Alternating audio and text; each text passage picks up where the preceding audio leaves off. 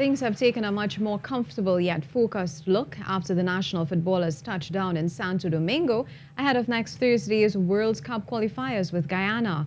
Ruskin Mark says Coach Terry Fenwick sounds more optimistic with things in the locker room and the news that the entire squad received waivers to travel to Puerto Rico.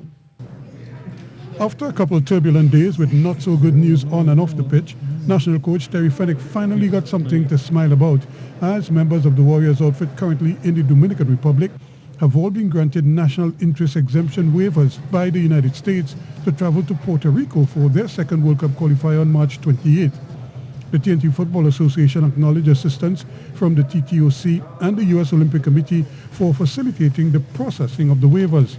Without it, several players and technical staffers would have been ineligible to travel to Puerto Rico, a U.S. territory, due to U.S. President Joe Biden's travel restrictions to non-U.S. citizens due to COVID-19.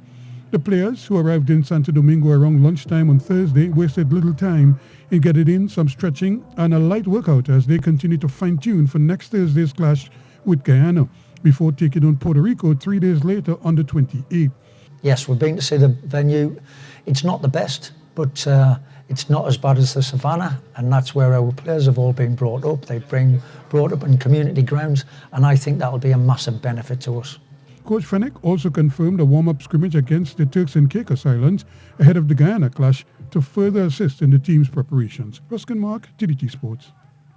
Chairman of football's Normalising Committee, Robert HADAD, without naming the person, says this country will soon have a new women's head coach, with the deal set to be finalized soon.